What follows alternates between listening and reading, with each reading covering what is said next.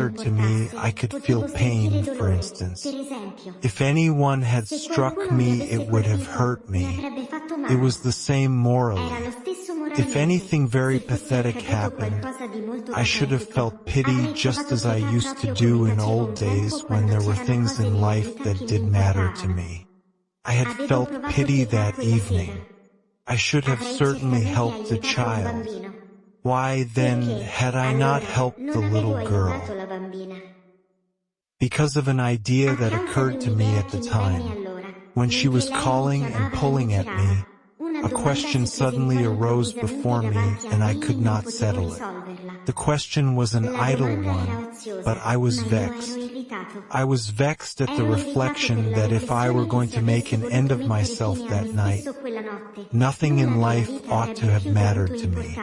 Why was it that all at once I did not feel that nothing mattered and was sorry for the little girl? I remember that I was very sorry for her, so much so that I felt a strange pang, quite incongruous in my position. Really, I do not know better how to convey my fleeting sensation at the moment, but the sensation persisted at home when I was sitting at the table, and I was very much irritated as I had not been for a long time past. One reflection followed another. I saw clearly that so long as I was still a human being and not nothingness, I was alive and so could suffer, be angry and feel shame at my actions. So be it. But if I am going to kill myself in 2 hours, say, what is the little girl to me and what have I to do with shame or with anything else in the world? I shall turn into nothing, absolutely nothing.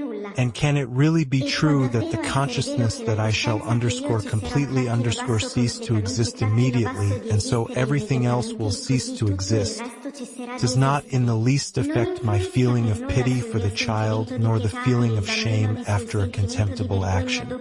I stamped and shouted at the unhappy child as though to say, not only I feel no pity, but even if I behave inhumanly and contemptibly, I am free to, for in another 2 hours everything will be extinguished. Do you believe that that was why I shouted that? I am almost convinced of it now. It seemed clear to me that life and the world somehow depended upon me now. I may almost say that the world now seemed created for me alone. If I shot myself, the world would cease to be, at least for me. I say nothing of its being likely that nothing will exist for anyone when I am gone, and that as soon as my consciousness is extinguished, the whole world will vanish too and become void like a phantom, as a mere appurtenance of my consciousness, for possibly all this world and all these people are only me myself. I remember that as I sat and reflected, I turned all these new questions that swarmed one after another quite the other way, and thought of something quite new. For instance, a strange reflection suddenly occurred to me, that if I had lived before on the moon or on Mars, and there had committed the most disgraceful and dishonorable action, and had there been put to such shame and ignominy as one can only conceive and realize in dreams, in nightmares, and if, finding myself afterwards on Earth, I were able to retain the memory of what I had done on the other planet, and at the same time knew that I should never, under any circumstances, return there, then, looking from the Earth to the moon should I care or not ? Should I feel shame for that action or not? These were idle and superfluous questions, for the revolver was already lying before me, and I knew in every fiber of my being that it would happen for certain, but they excited me and I raged. I could not die now without having first settled something. In short, the child had saved me, for I put off my pistol shot for the sake of these questions. Meanwhile, the clamor had begun to subside in the captain's room. They had finished their game, were settling down to sleep, and meanwhile were grumbling and languidly winding up their quarrels. At that point, I suddenly fell asleep in my chair at the table, a thing which had never happened to me before. I dropped asleep quite unawares. Dreams, as we all know, are very queer things. Some parts are presented with appalling vividness, with details worked up with the elaborate finish of jewelry. while others one gallops through, as it were, without noticing them at all, as, for instance, through space and time. Dreams seem to be spurred on not by reason but by desire, not by the head but by the heart. And yet what complicated tricks my reason has played sometimes in dreams, what utterly incomprehensible things happen to it. My brother died 5 years ago, for instance. I sometimes dream of him. He takes part in my affairs, we are very much interested. And yet all through my dream I quite know and remember that my brother is dead and buried. How is it that I am not surprised that, though he is dead, he is here beside me and working with me? Why is it that my reason fully accepts it? But enough. I will begin about my dream. Yes, I dreamed a dream, my dream of the 3rd of November. They tease me now, telling me it was only a dream. But does it matter whether it was a dream or reality? If the dream made known to me the truth, if once one has recognized the truth and seen it, you know that it is the truth and that there is no other and there cannot be, whether you are asleep or awake. Let it be a dream, so be it. But that real life of which you make so much I had meant to extinguish by suicide, and my dream, oh, it revealed to me a different life, renewed, grand and full of power. Listen. 3. I have mentioned that I dropped asleep unawares, and even seemed to be still reflecting on the same subjects. I suddenly dreamt that I picked up the revolver and aimed it straight at my heart, and not my head. And I had determined beforehand to fire at my head, at my right temple. After aiming at my chest, I waited a second or two, and suddenly my candle, my table, and the wall in front of me began moving and heaving. I made haste to pull the trigger. In dreams you sometimes fall from a height, or are stabbed or beaten, but you never feel pain unless, perhaps, you really bruise yourself against the bedstead. Then you feel pain and almost always wake up from it. It was the same in my dream. I did not feel any pain, but it seemed as though with my shot everything within me was shaken and everything was suddenly dimmed, and it grew horribly black around me. I seemed to be blinded and benumbed, and I was lying on something hard, stretched on my back. I saw nothing, and could not make the slightest movement. People were walking and shouting around me. The captain bawled, the landlady shrieked, and suddenly another break, and I was being carried in a closed coffin. And I felt how the coffin was shaking and reflected upon it. And for the first time the idea struck me that I was dead, utterly dead. I knew it and had no doubt of it. I could neither see nor move, and yet I was feeling and reflecting. But I was soon reconciled to the position, and as one usually does in a dream, accepted the facts without disputing them. And now I was buried in the earth. They all went away. I was left alone, utterly alone. I did not move. Whenever before I had imagined being buried, the one sensation I associated with the grave was that of damp and cold. So now I felt that I was very cold, especially the tips of my toes, but I felt nothing else. I lay still, strange to say I expected nothing, accepting without dispute that a dead man had nothing to expect. But it was damp. I don't know how long a time passed, whether an hour, or several days, or many days. But all at once a drop of water fell on my closed left eye, making its way through a coffin lid. It was followed a minute later by a second, then a minute later by a third, and so on, regularly every minute. There was a sudden glow of profound indignation in my heart, and I suddenly felt in it a pang of physical pain. That's my wound, I thought. That's the bullet. and drop after drop every minute kept falling on my closed eyelid. And all at once, not with my voice, but with my whole being, I called upon the power that was responsible for all that was happening to me. Whoever you may be, if you exist, and if anything more rational than what is happening here is possible, suffer it to be here now. But if you are revenging yourself upon me for my senseless suicide by the hideousness and absurdity of this subsequent existence, then let me tell you that no torture could ever equal the contempt which I shall go on dumbly feeling, though my martyrdom may last 1,000,000 years. I made this appeal and held my peace.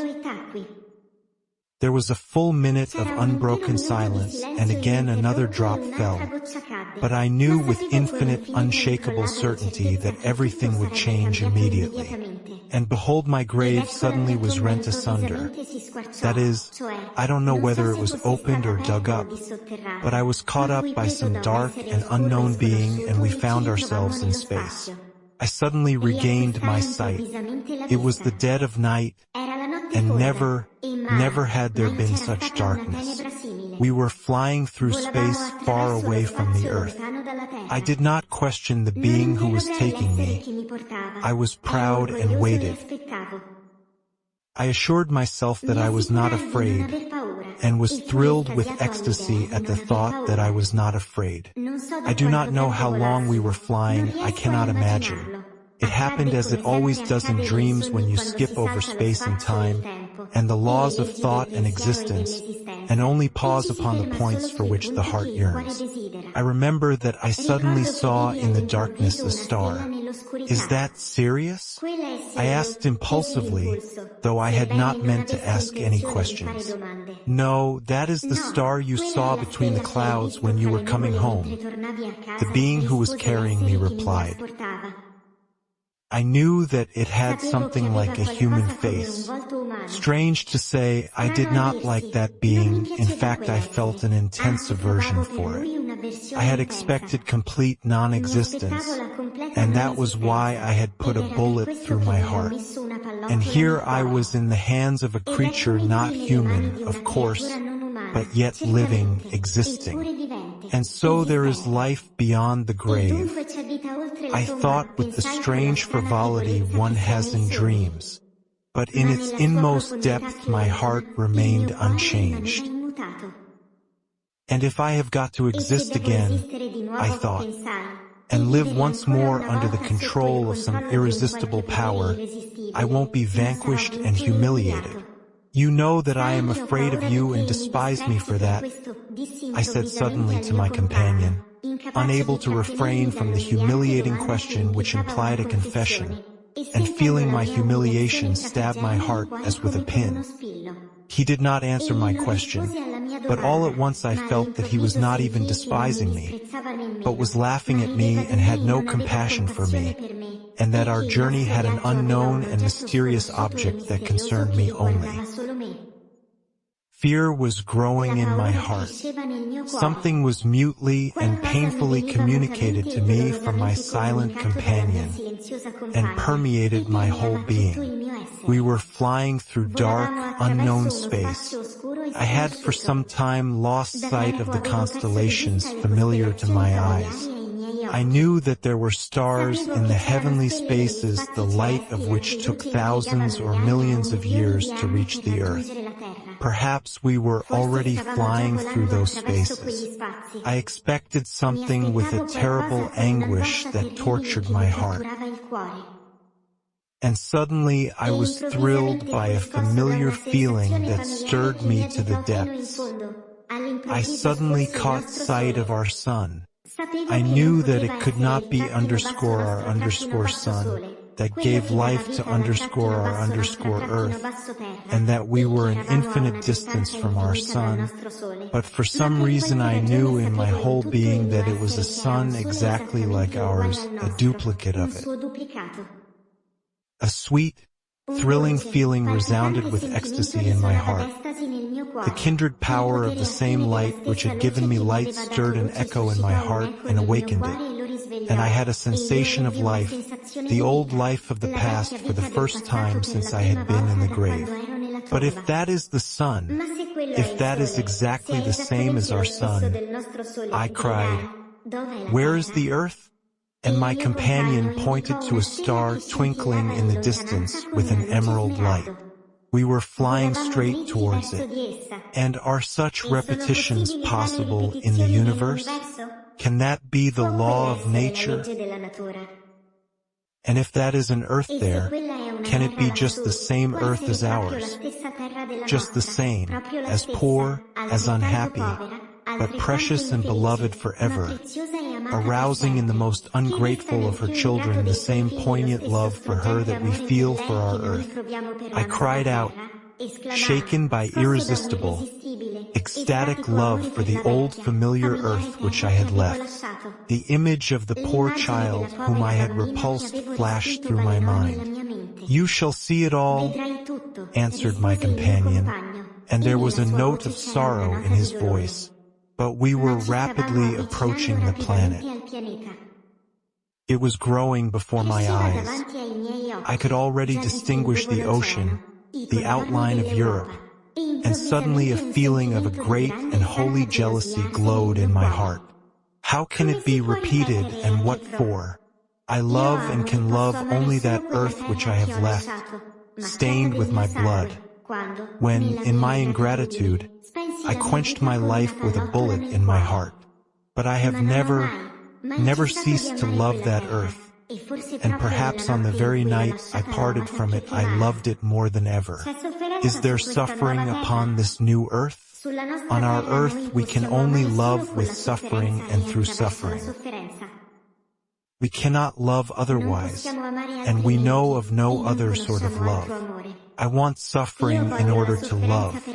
I long, I thirst, this very instant, to kiss with tears the earth that I have left, and I won't accept life on any other. But my companion had already left me. I suddenly, quite without noticing how, found myself on this other earth, in the bright light of a sunny day, fair as paradise. I believe I was standing on one of the islands that make up on our globe the Greek archipelago, or on the coast of the mainland facing that archipelago. Oh, everything was exactly as it is with us, only everything seemed to have a festive radiance, the splendor of some great, holy triumph attained at last. The caressing sea, green as emerald, splashed softly upon the shore and kissed it with manifest, almost conscious love. The tall, lovely trees stood in all the glory of their blossom, and their innumerable leaves greeted me, I am certain, with their soft, caressing rustle and seemed to articulate words of love. The grass glowed with bright and fragrant flowers. Birds were flying in flocks in the air, and perched fearlessly on my shoulders and arms and joyfully struck me with their darling, fluttering wings. And at last I saw and knew the people of this happy land. They came to me of themselves, they surrounded me, kissed me, the children of the sun, the children of their son, oh, how beautiful they were. Never had I seen on our own earth such beauty in mankind. Only perhaps in our children, in their earliest years, one might find some remote, faint reflection of this beauty.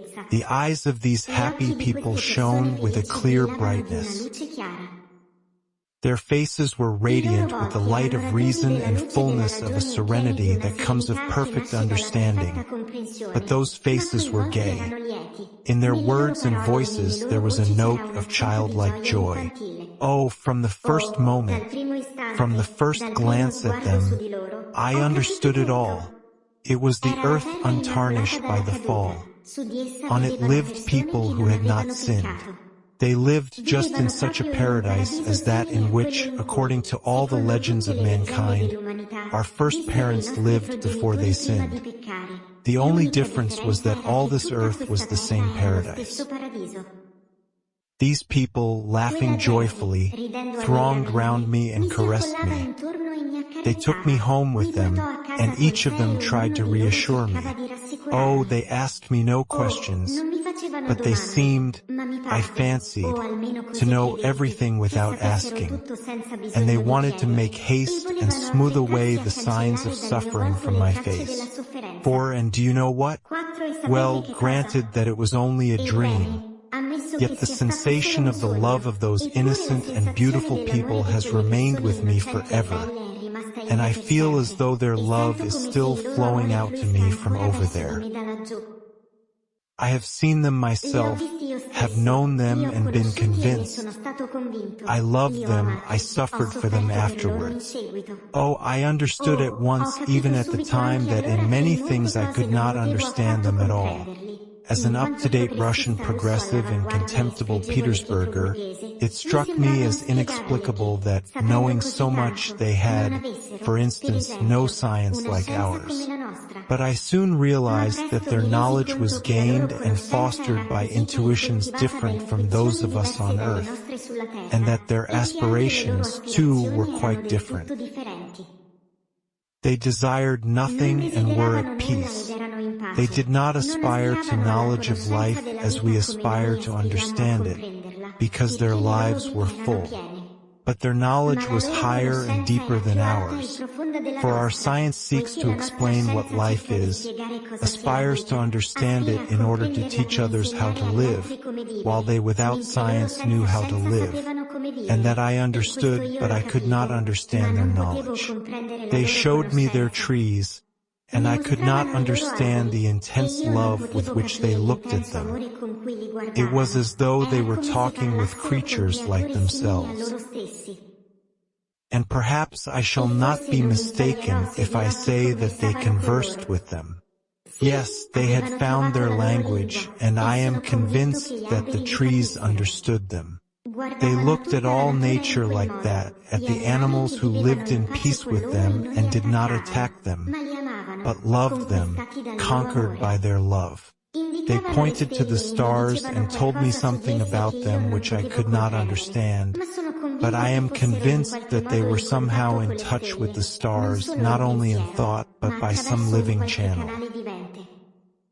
Oh, these people did not persist in trying to make me understand them. They loved me without that, but I knew that they would never understand me, and so I hardly spoke to them about our earth. I only kissed in their presence the earth on which they lived and mutely worshipped them themselves. And they saw that and let me worship them without being abashed at my adoration, for they themselves loved much. They were not unhappy on my account when at times I kissed their feet with tears, joyfully conscious of the love with which they would respond to mine. At times I asked myself with wonder how it was they were able never to offend a creature like me, and never once to arouse a feeling of jealousy or envy in me. Often I wondered how it could be that, boastful and untruthful as I was, I never talked to them of what I knew, of which, of course, they had no notion, that I was never tempted to do so by a desire to astonish or even to benefit them. They were as gay and sportive as children. They wandered about their lovely woods and copses.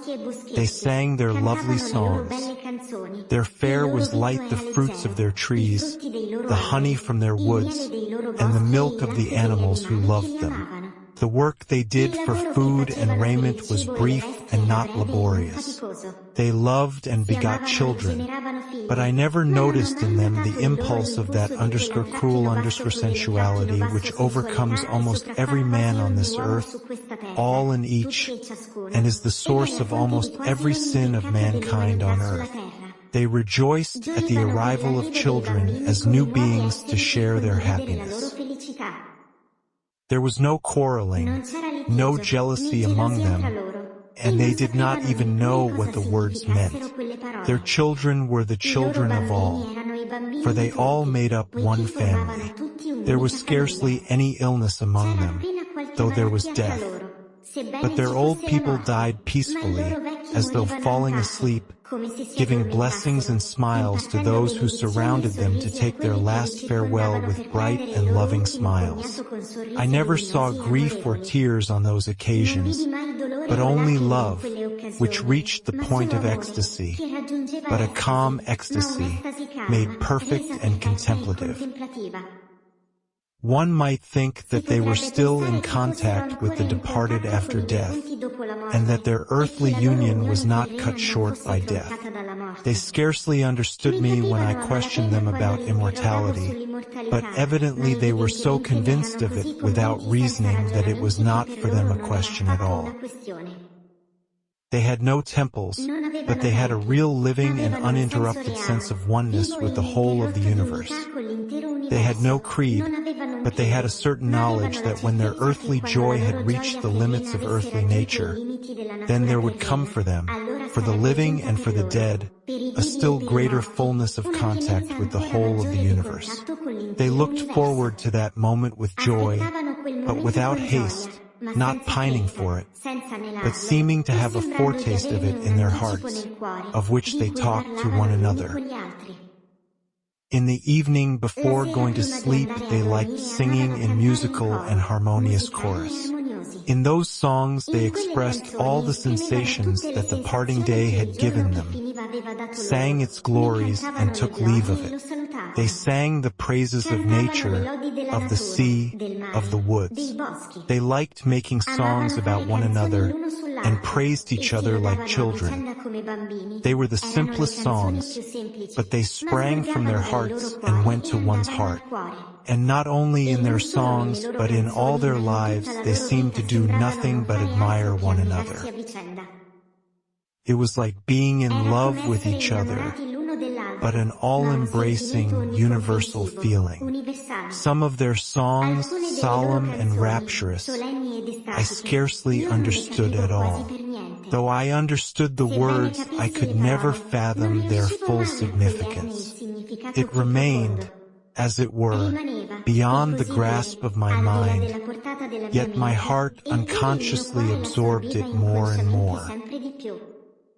I often told them that I had had a presentiment of it long before, that this joy and glory had come to me on our earth in the form of a yearning melancholy that at times approached insufferable sorrow, that I had had a foreknowledge of them all and of their glory in the dreams of my heart and the visions of my mind, that often on our earth I could not look at the setting sun without tears, that in my hatred for the men of our earth there was always a yearning anguish.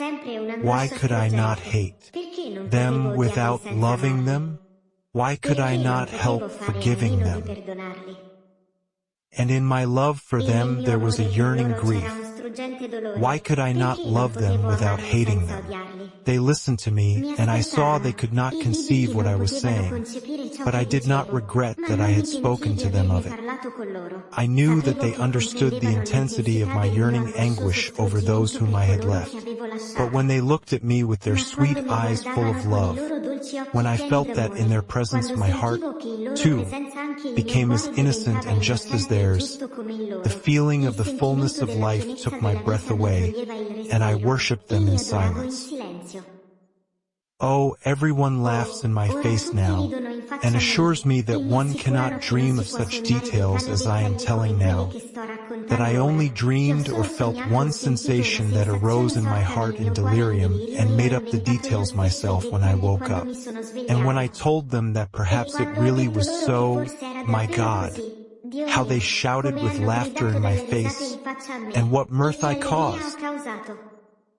Oh yes, of course I was overcome by the mere sensation of my dream, and that was all that was preserved in my cruelly wounded heart. But the actual forms and images of my dream, that is, the very ones I really saw at the very time of my dream, were filled with such harmony, were so lovely and enchanting, and were so actual, that on awakening I was, of course, incapable of clothing them in our poor language, so that they were bound to become blurred in my mind.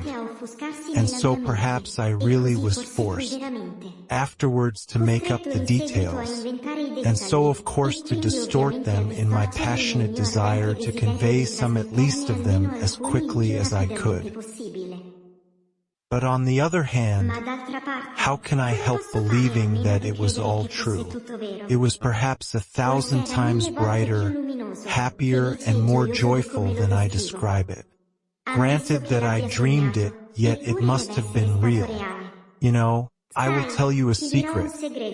Perhaps it was not a dream at all. For then something happened so awful, something so horribly true, that it could not have been imagined in a dream. My heart may have originated the dream, but would my heart alone have been capable of originating the awful event which happened to me afterwards? How could I alone have invented it or imagined it in my dream? Could my petty heart and my fickle, trivial mind have risen to such a revelation of truth? Oh, judge for yourselves. Hitherto I have concealed it, but now I will tell the truth. The fact is that I corrupted them all. Yes, it ended in my corrupting them all. How it could come to pass I do not know, but I remember it clearly. The dream embraced thousands of years and left in me only a sense of the whole. I only know that I was the cause of their sin and downfall. Like a vile trichina, like a germ of the plague infecting whole kingdoms, so I contaminated all this earth, so happy and sinless before my coming. They learnt to lie, grew fond of lying, and discovered the charm of falsehood. Oh, at first perhaps it began innocently, with a jest, coquetry, with amorous play, perhaps indeed with a germ, but that germ of falsity made its way into their hearts and pleased them. Then sensuality was soon begotten, sensuality begot jealousy, jealousy cruelty.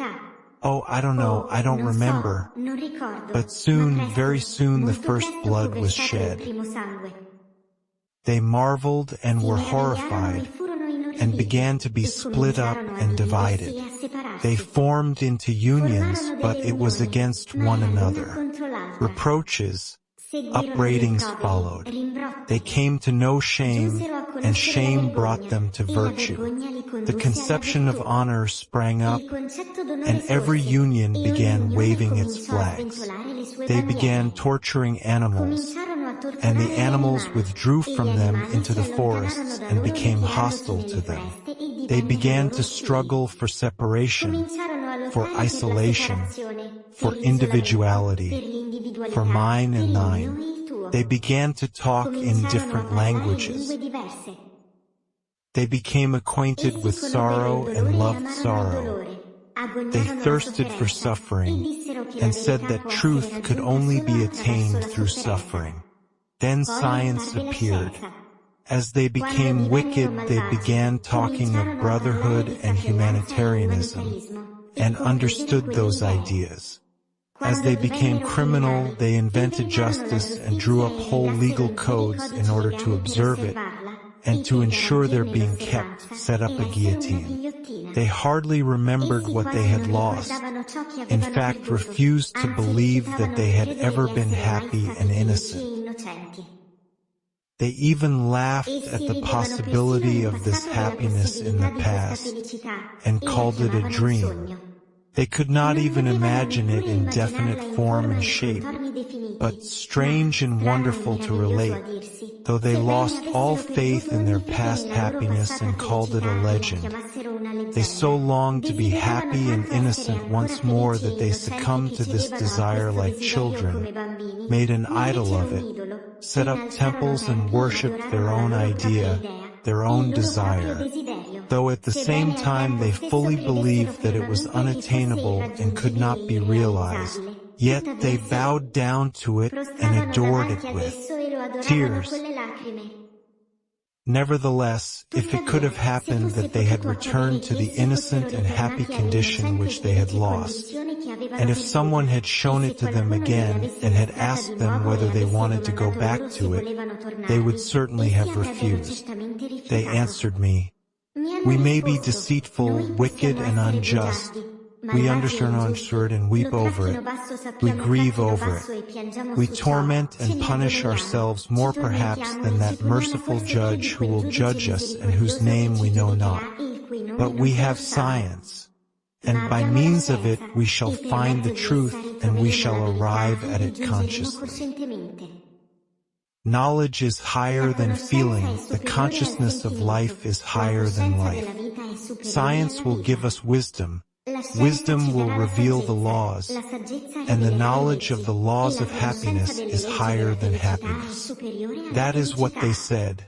And after saying such things, everyone began to love himself better than anyone else, and indeed they could not do otherwise. All became so jealous of the rights of their own personality that they did their very utmost to curtail and destroy them in others, and made that the chief thing in their lives. Slavery followed, even voluntary slavery. The weak eagerly submitted to the strong, on condition that the latter aided them to subdue the still weaker. Then there were saints who came to these people weeping and talked to them of their pride, of their loss of harmony and due proportion, of their loss of shame. They were laughed at or pelted with stones. Holy blood was shed on the threshold of the temples. Then there arose men who began to think how to bring all people together again, so that everybody, while still loving himself best of all, might not interfere with others, and all might live together in something like a harmonious society. Regular wars sprang up over this idea. All the combatants at the same time firmly believed that science, wisdom, and the instinct of self-preservation would force men at last to unite into a harmonious and rational society. And so, meanwhile, to hasten matters, the wise endeavored to exterminate as rapidly as possible all who were not wise and did not understand their idea, that the latter might not hinder its triumph. But the instinct of self-preservation grew rapidly weaker. There arose men, haughty and sensual, who demanded all or nothing. In order to obtain everything they resorted to crime, and if they did not succeed to suicide. There arose religions with a cult of non-existence and self-destruction for the sake of the everlasting peace of annihilation.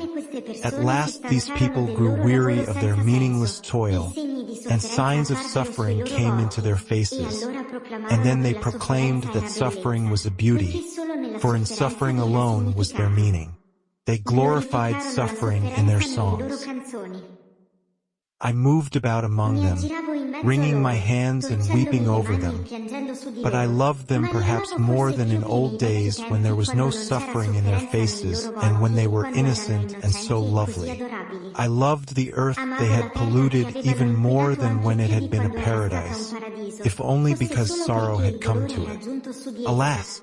I always loved sorrow and tribulation, but only for myself,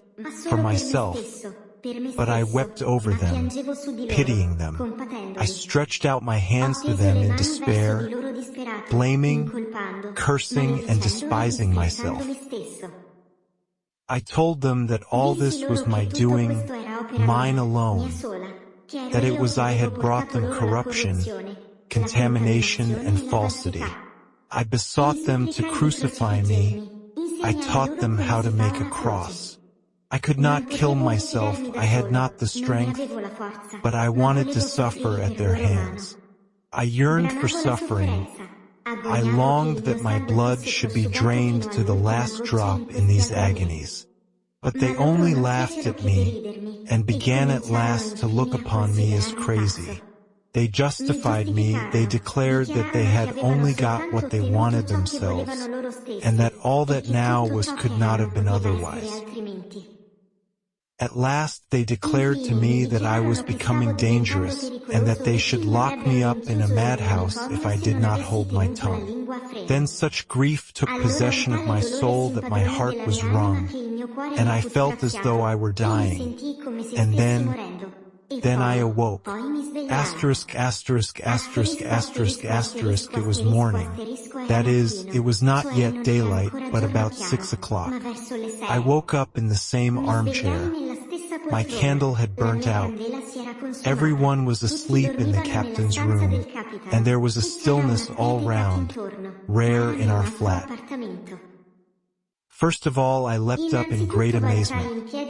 Nothing like this had ever happened to me before, not even in the most trivial detail. I had never, for instance, fallen asleep like this in my armchair. While I was standing and coming to myself, I suddenly caught sight of my revolver lying loaded. Ready, but instantly I thrust it away. Oh, now life, life. I lifted up my hands and called upon eternal truth, not with words but with tears. Ecstasy, immeasurable ecstasy flooded my soul. Yes, life and spreading the good tidings. Oh, I at that moment resolved to spread the tidings, and resolved it, of course, for my whole life. I go to spread the tidings. I want to spread the tidings of what? Of the truth, for I have seen it with my own eyes, have seen it in all its glory. And since then I have been preaching. Moreover, I love all those who laugh at me more than any of the rest. Why that is so I do not know and cannot explain, but so be it. I am told that I am vague and confused, and if I am vague and confused now, what shall I be later on? It is true indeed. I am vague and confused, and perhaps as time goes on I shall be more so. And of course I shall make many blunders before I find out how to preach. That is, find out what words to say, what things to do, for it is a very difficult task. I see all that as clear as daylight, but listen, who does not make mistakes? And yet, all are making for the same goal, all are striving in the same direction anyway, from the sage to the lowest robber, only by different roads. It is an old truth, but this is what is new. I cannot go far wrong. For I have seen the truth. I have seen and I know that people can be beautiful and happy without losing the power of living on earth. I will not and cannot believe that evil is the normal condition of mankind. And it is just this faith of mine that they laugh at. But how can I help believing it?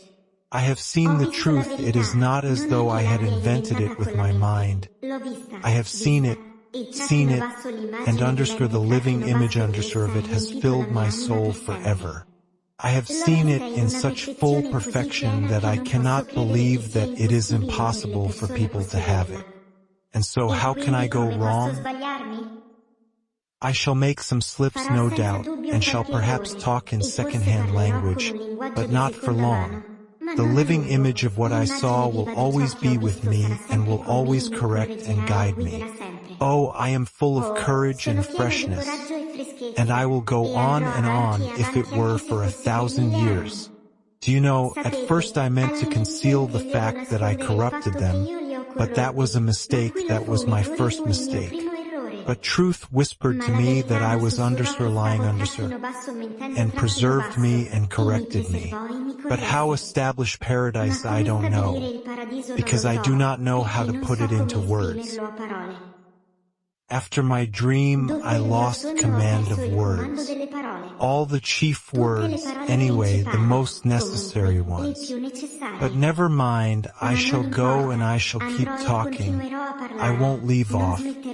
For anyway, I have seen it with my own eyes, though I cannot describe what I saw. But the scoffers do not understand that. It was a dream, they say, delirium, hallucination. Oh, as though that meant so much. And they are so proud. A dream? What is a dream? And is not our life a dream? I will say more. Suppose that this paradise will never come to pass, that I understand, yet I shall go on preaching it.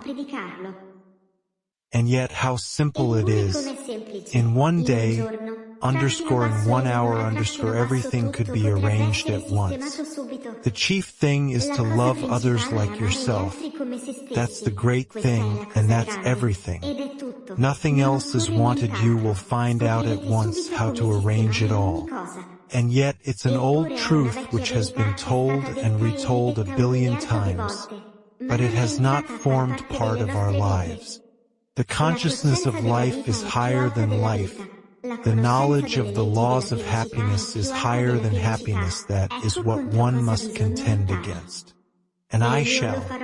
If only everyone wants it, it can all be arranged at once. Asterisk, asterisk, asterisk, asterisk, asterisk, and I tracked out that little girl. And I shall go on and on. The end. Fine.